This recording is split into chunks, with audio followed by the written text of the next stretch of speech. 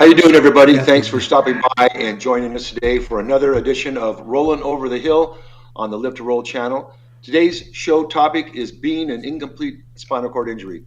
We'll discuss the similarities of complete and incomplete injuries and whatever else finds our way back into the show. Um, Hello, everyone. Well, my name is Robert Soto. I'm a T12 spinal cord injury from a motorcycle racing accident back in 1974. Um, 49 years ago. Time's going fast, flying by when you're having fun, I guess. Uh, Before we get started, Bobby is off today, so we are joined today by our guest host, Luis. What's going on, my SCI brother? Hey, Robert. Good to see you, Shawn.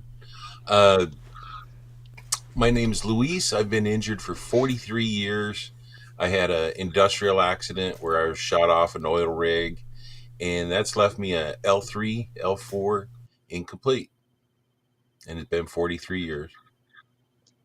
Yeah, so I know you've been on the show before and some of the other shows. Can you just give a real quick scenario on what your injury your level is and um, Uh, Yeah. my injury's about the belly button level. So it's um, L3, L4. I had a bone splinter passed through my spinal cord, and the surgery at the time was literally just to remove the splinters. So it was a laminectomy, yep, and yep. uh, no rods, nothing like that. All my metal for my other crush injuries came later, but there was no metal in my spine at all. And then Yeah. for me to get back to where I am today, it took about 2 years of rehabilitation, inpatient, and I had to wait for all my crush injuries to heal up. And then third year out was outpatient. And it was back at a time when we got a lot more time for rehabilitation, and the insurance companies paid more at that time for our Yeah. rehabilitation. Yeah. I know I was injured in 1974, and my all my therapy was in-house, inpatient. So you went to the clinic after once you were released, but just minor, just a kind of follow up. But all the therapy was inpatient. So I'm a T12, and I had the same kind of thing. I had a laminectomy where they're just kind of removing the splinters of bone splinters and all that out of the spinal cord. My spinal cord was punctured, bruised, and compressed. So um, I had movement uh, and sensory, but not normal. But I was labeled as incomplete, and I think I don't know a whole lot about the piece with how the evaluation because they used to get the pinwheel, put it on your leg and your body and your butt and all that, and just roll it. And wherever you had your sensory, they start putting lines on your leg. Then they come back and a couple of days later try it again, and so that was the whole thing. And then later on, and this was just a few years ago that I found out about it because I was really disconnected from the community for a while there about that Asia evaluation, the Asia scale, impairment scale. And so that was a whole different thing that I had never even heard of. And I know, Luis, you and I discussed that yesterday a little bit about it. And I know you have some familiarity with it, but not a lot as well as I, because I think it came in after the fact when we were injured. So can you share anything that you might know about the Asia Yeah, impairment scale? it did come in later. It was kind of a scale that got started here in the United States at the university hospitals, and it initially became more popular over in Europe and Asia before it did here. It kind Hmm. of took a bit for it to catch on here. And the Asia scale deals a lot with your suspected level and certain bodily functions that wasn't originally part of the old style of diagnosis. The old style, like you were mentioning, was all about pinprick, Yeah. you know, Yep. sharp, dull. Can you feel hot? Can you feel cold? And it was all part of that process of analyzing what you had available, what was working, and what was changing. Because our injuries do change; they don't stay static. And Asia changed that so they could get a clear definition. One of the things that you and I were speaking about yesterday was that it's not uncommon for where you have your Asia evaluation to get the scale where you fit in the Asia evaluation. So, like myself, there are therapists and doctors that consider me Asia E, and there's others that consider me Asia C, Yeah. Now, and now, there's just a to lot of let some difference. people know that aren't familiar with Asia. Asia first is what is the American Spinal Injury Association, and their categories are what, five categories: grade Yeah, A, B, C, D, and E. Right? Just want to make sure that we're all on the same page with that. exactly. Okay. Part of that scale was trying to decide whether you were complete or incomplete based on such as the ability to use your sphincters, your anus sphincters, Yeah. and if you were you had some control of your sphincters, you were considered incomplete. If you had no control of your sphincters, I'm sorry, let me restart that. If you had control of your sphincters, you were incomplete. If you had zero control of your sphincters, you were considered complete. That difference is part of my problem is everyone thinks that I'm incomplete, but I have no control of my sphincters whatsoever at all, which would make me So like a C or a yeah, D. yeah. Well, see, That's like for me, because interesting. like I said, I don't know what my Asia factor is, but I looking them over, I think I fall into the grade C. But I Yes. have the same issue. I have the same issue with bowels and all that stuff in bladder as you bowels as you do, and I I would be complete in terms of that definition of what you were discussing. So So do it's they kind of weird consider because first off, incomplete.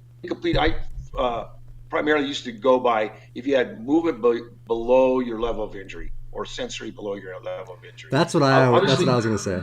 yeah, Yes. because complete is permanent, permanent damage. Where the incomplete, who knows what you're going to get back or return, right? I mean, so what? Because like, what your level? You're incomplete, right, Shawn? So I get technically I think I am incomplete. Yeah, I have no real motor function below my injury, sensory, but I guess I have some nerves, some sensory, but I yeah. do see. I don't know how much control I have. Like I can't stop my like sphincter from like I can't, but I can feel if I have to go, and I can Yeah, feel like, exactly. and so from what Tom was explaining to me, that's part of it too. Is like just like the sensation of like, do you know if like you're gonna have a bowel movement, if you're gonna pee, like Yeah. those things. Mhm. So I can tell, but I can't necessarily control. So I don't know where on the scale I See actually end up that's what falling it is. there. That's how I'm confused. So I just go by the incomplete because I had movement and some sensory. That's I it. do know when I have in both bladder and bowel. I do know I have feeling there, but I can't do anything about the bowel thing. I don't think I can reflex and tighten the sphincter when I So need to with that. I maybe It's like so when I do my because I've in the last like almost 2 years now actually I've been using the Parastene like an enema system that Coloplast makes.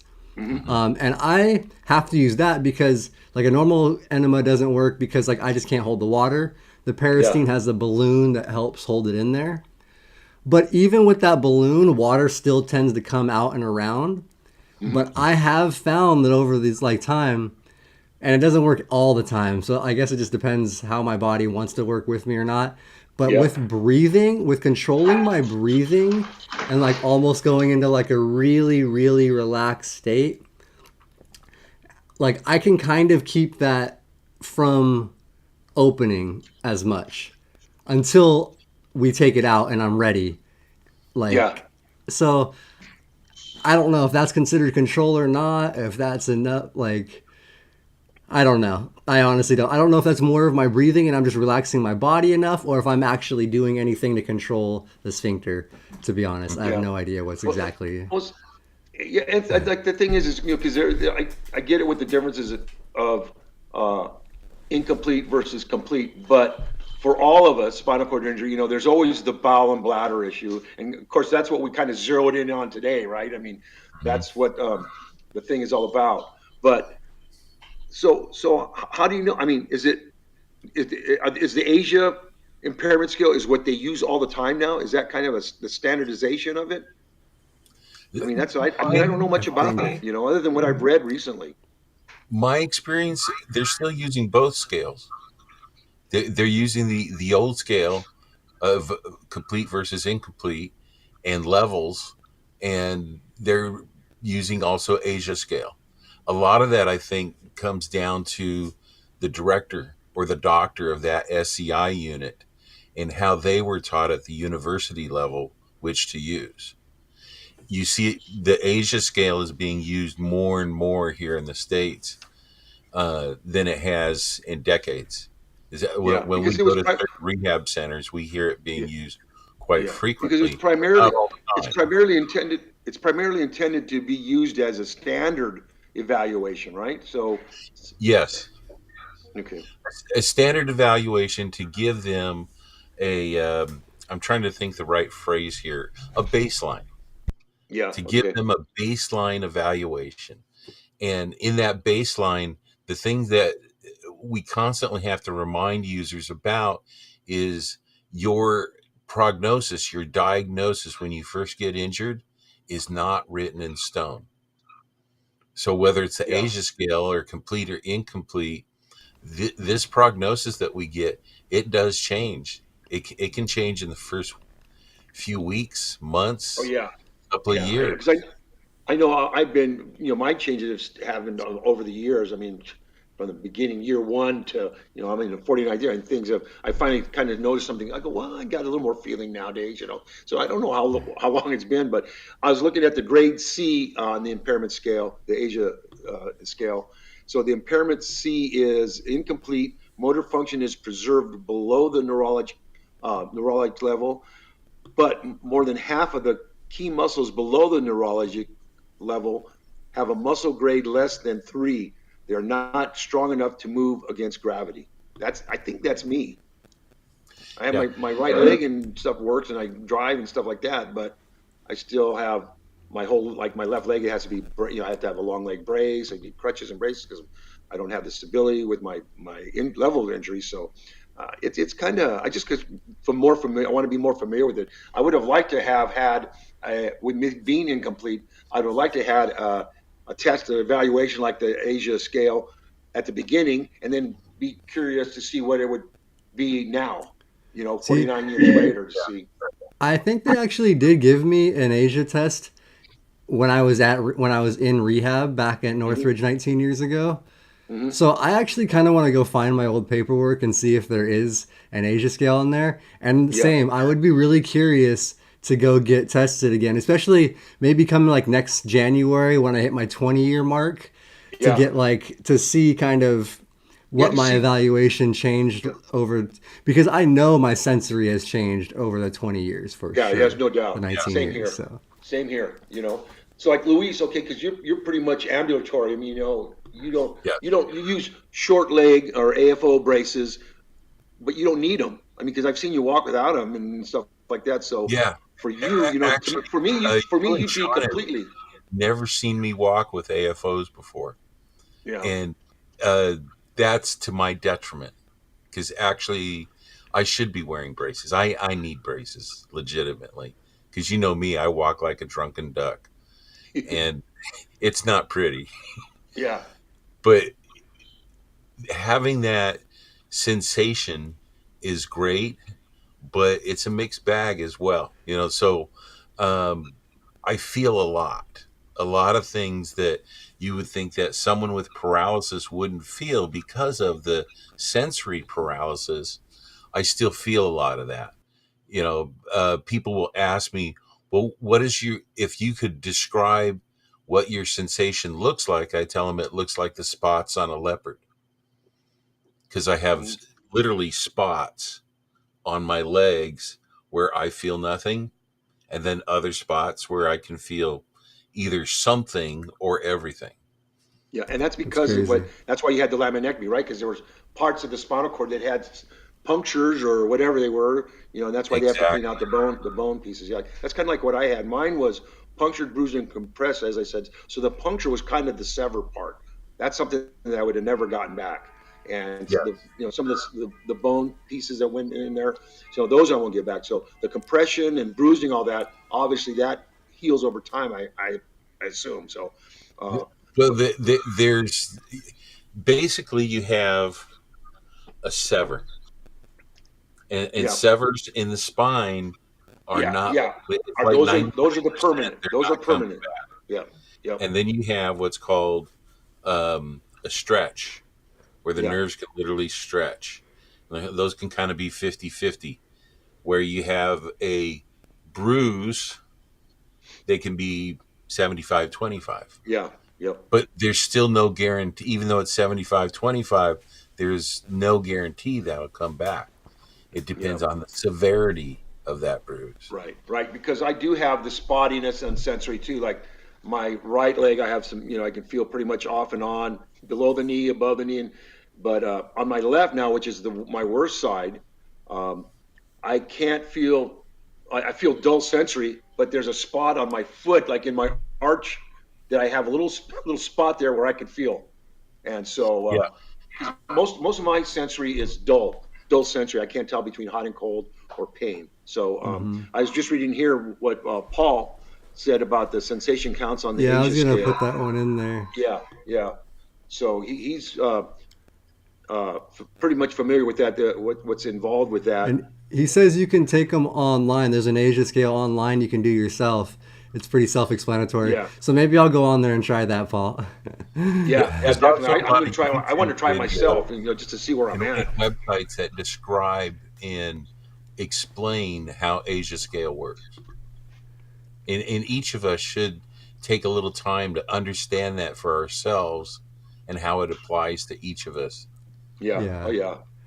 But like I said, mine yeah, mine was, I know 74 was, it just looking back now, it seems like some of the stuff I was doing was pretty primitive. I mean, like I Yeah. said, that pinwheel with the marks, and some of the standing frames that I used. But I never really knew anything about Asia. Like I said, I got kind of reacquainted with everything back in 2018 when I started joining um, the support groups and meeting you guys and stuff like that. So I'm just more curious now because I wish I can get a hold of my old medical records and kind of check them out and to see what they were indicating for me in my evaluations back then, because I did spend a lot of time and they were really focusing on a lot of the therapy, walking with crutches and braces. Back then I would see guys walk here and there, but very rarely without any of the equipment. Everyone always had some type of brace, some type of crutch. Guys like you, Luis, I didn't see much of. Guys that were able to walk out of there with a spinal cord injury. I mean, there were, but not as many. I see more walking quads nowadays than anything. You make an walking excellent quads. point. There are, I see more walking quads than I do walking paras. Yeah, oh yeah, There's, definitely. And the walking there's quads are like minimal impairment. It looks. I mean, there's a couple of people that attended the CASA groups and all that. They walked in and out with no sweat. At first when I didn't know them and I met them after, but I was wondering what they were doing. I thought they were with somebody in there. we could legitimately say that I think in our community, we know at least a dozen or more, maybe 2 dozen walking quads, Yeah, yeah, and then Yeah. walking paras, maybe a handful. yeah, yeah. I agree. I agree with that. So, Luis, you being pretty much incomplete. I mean, looking at your, if someone was to see you, any of our viewers, if they know you or have seen you, and they were going to use the Asia scale, I would put you at an E, right? I Yeah, mean, it doesn't look like there's any impairment. So, what's your input on that but for for you, me, personally? from the outside looks, it does look like I am Asia E. However, because of the bowel and bladder issue, because I have a totally flaccid bowel and bladder, so that would discount the Asia E. I would be more like an Asia D or Asia C because of that. Because that sphincter control. It's all about Yeah, sphincter control. And when you don't have the ability to stop what's evacuating from your body, it kind of it does change that. If you have, Yeah, let's say, diarrhea, we've been talking about bladder, but like in the case of bowel, and you're having a loose stool or soft stool, and you don't have the ability to stop that, that's going to change your Asia scale. yeah, yeah. It's funny, how no matter what shows we do, and today is just kind of a general discussion in terms of complete and incomplete, but they always end up focusing, no matter what, with the bowel and bladder. That shows what's important. Walking, at one Yeah, time was kind of important to me, but looking back now, I go, forget that, man.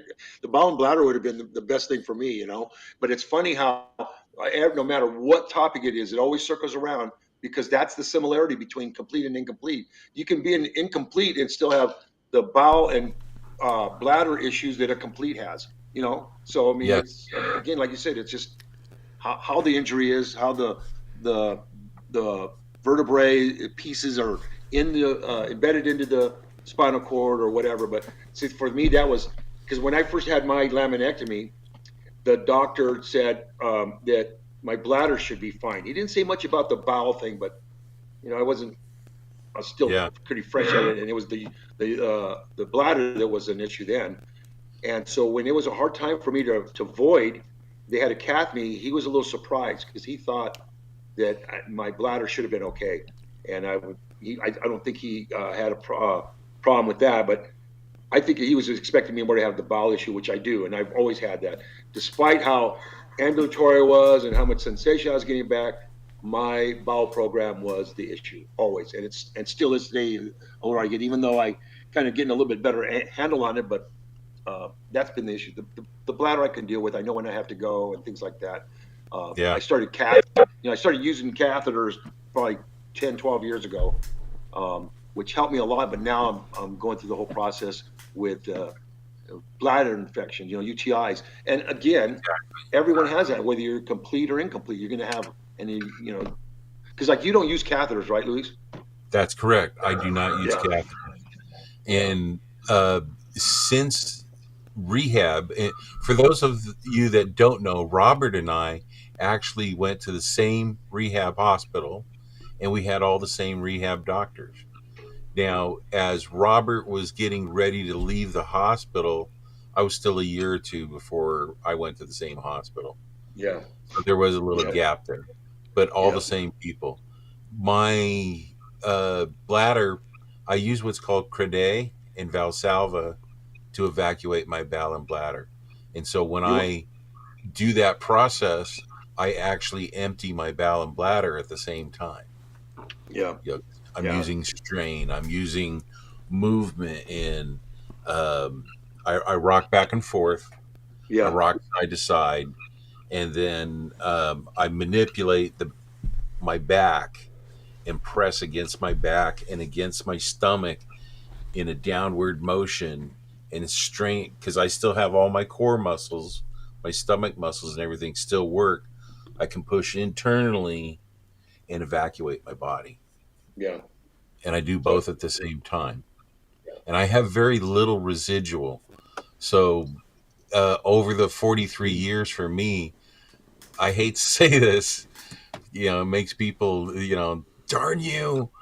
But I've had three major UTIs in 43 years wow, where I Wow. actually had to go to a doctor to treat the UTI.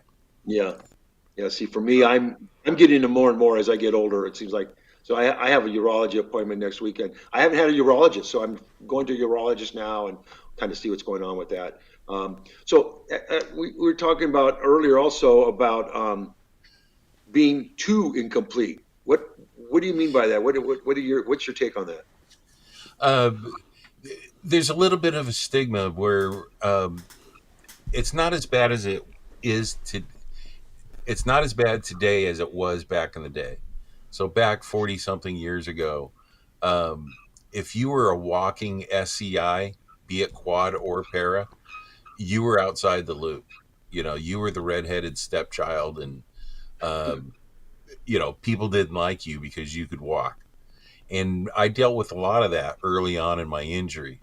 And there's still a little bit of that today, but not like it used to be. It's changed.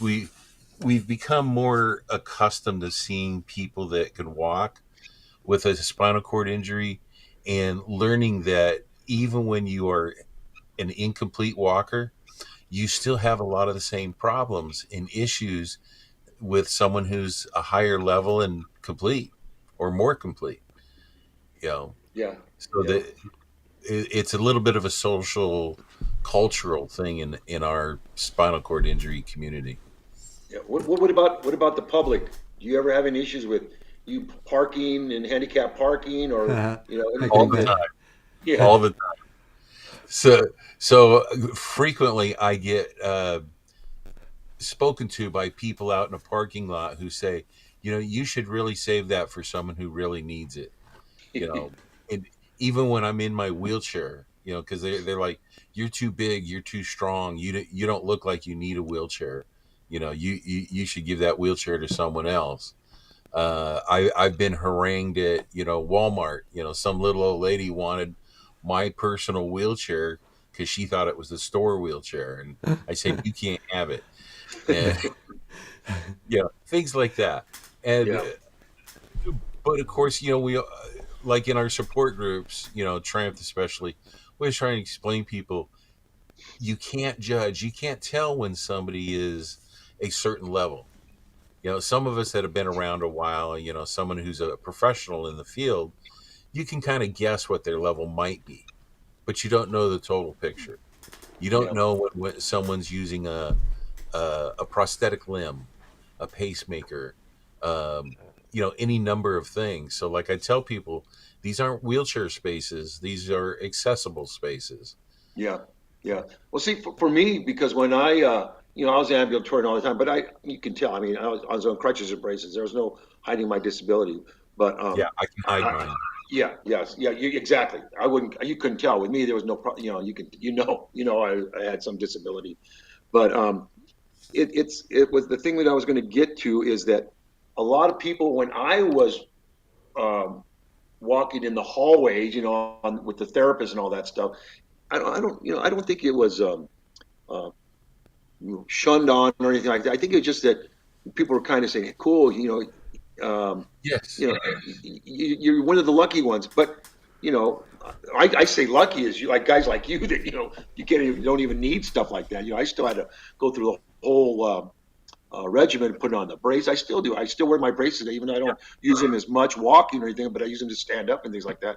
But I use them all the time, every day. I don't know how many people still wear braces, and I wear mine underneath my jeans and all that kind of stuff.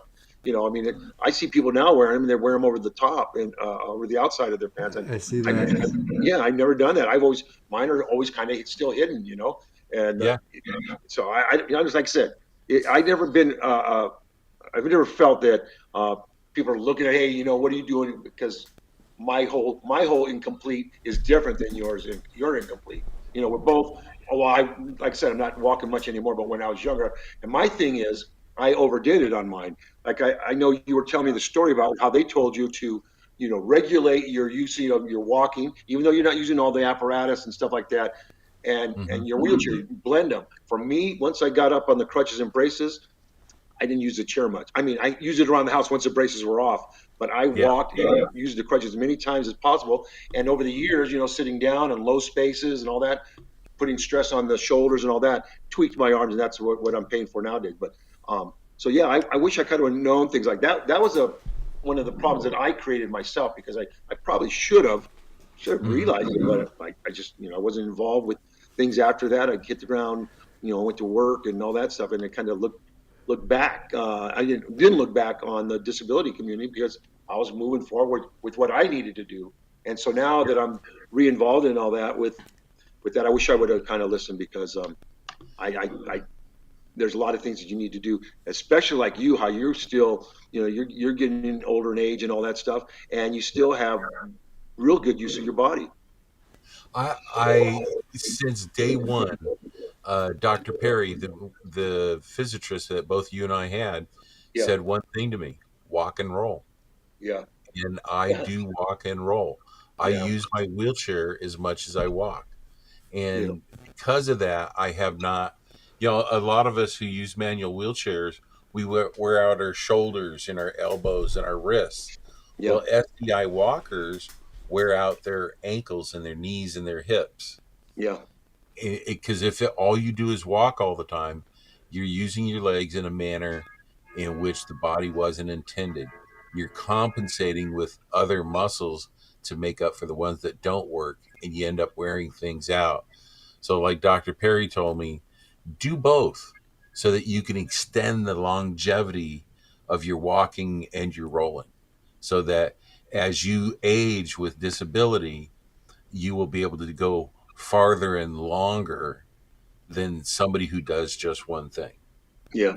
Now, Sean, I have a question for you. Do with you being incomplete and you being using a manual chair, I know you have the power assist the wheels, but do you have any issues with your shoulders using them? More Somewhat I than do. normal? I do probably still overuse my shoulders.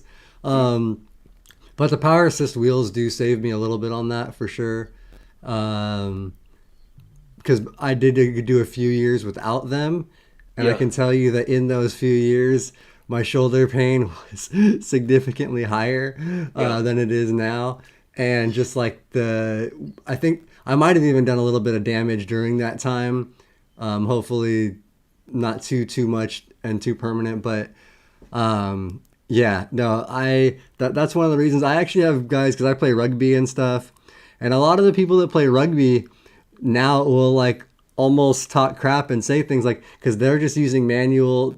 They're about the same level, C5, C6. I don't know what Asia, um, and a lot of them have just converted over and they're just using manual wheels, and like it's a struggle and they struggle every day and they're pushing. It's like that's Yeah. great. You got and they might be a little bit stronger than me on some level because of that, but I feel like the longevity of yeah, yeah. saving In the my long run, shoulders, like I don't need to be pushing that hard all the time.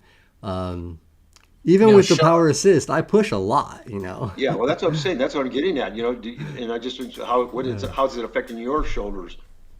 I have a ton of shoulder wear and tear and stuff. I Yeah, mean, at some point I probably will have to switch over to a power chair, but mhm, the power assists are going to prolong my shoulder life for sure. exactly. yeah.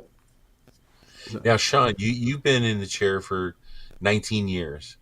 Out of that 19 years, have you always used a manual chair? yeah, I have, except for like in rehab when I was in the hospital, I was Hmm. in a power chair for a lot of that time. But since getting out of the hospital, I have been in a manual chair and used yeah pretty much all the time. Yeah. Yeah, And I've So seen your transfers. You're yeah, working it. yeah. yeah, and so that's You the gotta other go out. problem too for with a power chair.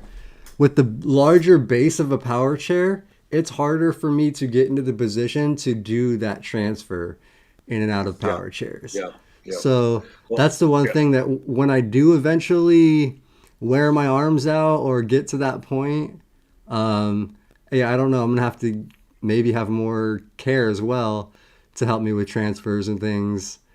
Um, or I'll just get like what Bobby's trying to get right now with the conversion that I can put a little power unit under yeah. my What's it? manual The chair. ZR1 or whatever? Yeah, the Is it? ZR1 and I think a Yeah, couple other things that make them, but if yeah, something like that might be maybe my solution so that I can still transfer in and out of a chair like this. yeah. But Now, you speaking of chairs, just yeah. not a wheelchair, but just this week in my family room, I bought two new recliners. And these aren't regular lazy boy type recliners. These are what they call lifting Hmm. recliners. Oh, those, yep. So it will actually lift me up to help me get out of the chair so that I can stand up right up against the counter and get out of that chair. Yeah. Now, would that help as for a wheelchair transfer? That type of does it lift you It, that way, or is there enough tilt to it? it's a small enough recliner that you could actually get a wheelchair very close to it, and it And it could would help. lift you high enough to make it more of a level transfer than transferring up to the chair or whatever. Yes. You see what I'm getting at? Okay. Okay. Well, you know what? And- I just wanted to add this too because I know we're getting close to the end here. I think the incomplete thing that I do have that, yeah, there's some benefits obviously because of I thank God for my mobility that I had when I was younger and stuff like that. But there's also what I'm experiencing now at my age is the discomfort of being incomplete. You know, hypersensitivity is getting a little bit more. Just you the aches feel and more. pains that I'm encountering. You know, like today, my sitting on my chair. You know, my butt's on fire and stuff. So I get a lot of discomfort with my incomplete now. And I just was noticing Wheelie Awesome is saying that because he's a complete injury and doesn't experience any of the pain or discomfort. So that's a big piece there that I know that I'm having nowadays.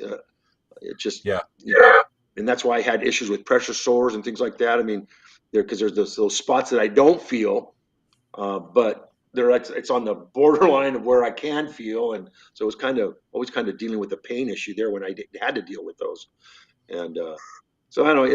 I guess it's a spinal cord injury. That's how I look at it. And we all experience the same thing. The difference in the change in life.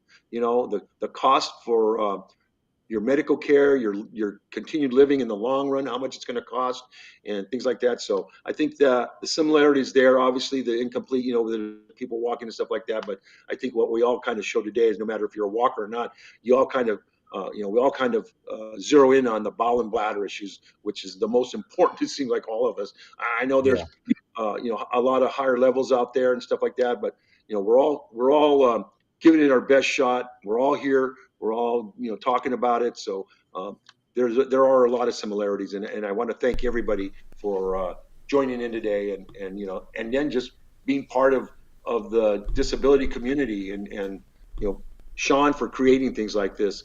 So yeah. yeah, it's a good time, and also I guess Shawn, it's time to thank our sponsors. Yeah, let's do that real quick. So we're gonna actually run the quick little video for you guys. But our sponsors, mobility professionals and urology professionals, are amazing people, and Yeah, you guys can people. check out this quick little 50-second video that I made. If it will play, it always Okay. takes a minute.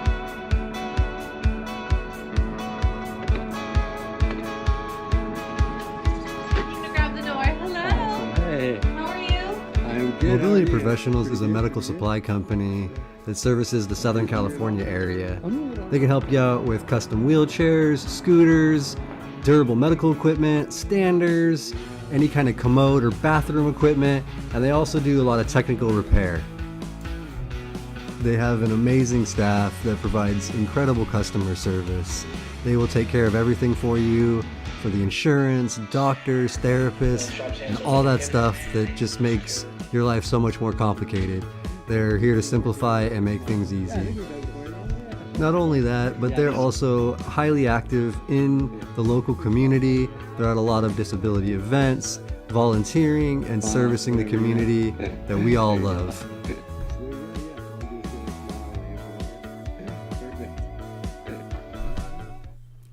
All Pretty right. good, Shawn. That's a good one. Mobility professionals, I use them. In the past, they've handled my wheelchairs and some of my parts and repairs and my smart drive. Good group of people. Also, they're urology professionals, which is a national group. They handle all your urological needs. So no matter where you're at, where you're located here in the United States, check them out. They'll take care of you. Mobility professionals and urology professionals, big part of the disability community. Don, the owner, everywhere you go, he's there participating. Dean, the whole group, great team. So uh, I think Shawn has him on information down below. So check them out. Yeah. Mobility Professionals is for wheelchair needs, and they're here in Southern California. Urology is the national company, so check them out and tell them we sent you. Yeah, tell them the So channel anyway, sent you. yeah, really. So They're a couple things good here. We're people, just gonna, yeah, and they are professional, and they yeah, support us. oh They yeah, support not just yeah. Live to Roll, but they support the disability community in a Yeah, big no way. Very doubt, much. no doubt. Yeah. Yep. And Um, reminder of the events coming up, the Triumph Foundation's Wheelchair Sports Festival coming up on April 29th and April 30th. at the Santa Clarita Sports, what is it, Sports Center. And Yes. so if you guys are in the area, check it out. And it's always a great time, whether you participate or not. It's just a big group of camaraderie, networking, sports participation, things like that. And then a reminder of the lineup for next week on Live to Roll.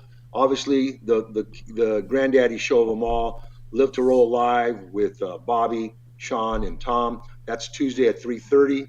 And then Wednesdays at 5 o'clock, you can join Tom with his Gaming with T Fizzle. Which I think he's been sick this week, so he missed yesterday. He might be on tonight, but I'm still not 100% sure. I haven't heard back from him yet. So maybe tonight gaming, maybe no, we'll see. Tom's been sick, so. Yep, but he's regularly scheduled usually on Wednesdays at 5 o'clock, right? Okay. And then next Thursday, it's going to be Brianna and the women's show at 3:30 on Thursday. They're always on the first and third Thursday, and then we'll be back in a couple weeks with the Rolling Over the Hill. We're the second and fourth Thursdays of the month. Go ahead, Luis. What you got to say? Yeah, I also wanted to add that if you were local here to Southern California, Saturday the 22nd, a whole bunch of us in wheelchairs will be going to the Southern California Air Show out at March Field, and you're welcome to join along. And what time is that? There's nothing like pushing 35 wheelchairs up a C5 Galaxy. And when is that and what time? April 22nd and what time? It's the 22nd on the Saturday. It's the weekend before the Triumph Wheelchair Sports Festival. Okay, so we're going to go out Saturday early in the morning, 8:30. The gates open up, and the show starts at 9 o'clock, I believe. And we're going to be watching the Thunderbirds and the Patriot team and a bunch of others out there at the March Airfield. Yeah. Cool. And Ben, thank you for that super sticker. We appreciate you, man. You're always coming through. Thanks, bro. And everybody in the chat, thank you all. Mr. Wheels, yeah, hopefully he'll be on with the gaming. Quad Life, thanks, man. Roy, JJ Mac, appreciate you. Andrew, Wheelie Awesome Adventures. Paul was in there. Yeah, Mike, Paul. Quad Boy. So thank you guys all for Dominic too was in there. Oh yeah, and Kevin CP. Yeah, thank you guys all for joining. And Darren was the first one in there too.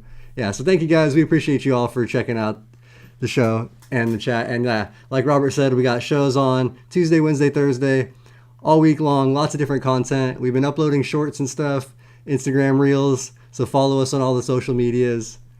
And thank you guys for watching. Live to roll, everybody. Right on. Oh, Olivia at the last minute. Thank you guys. All right, see you everybody. Live to roll.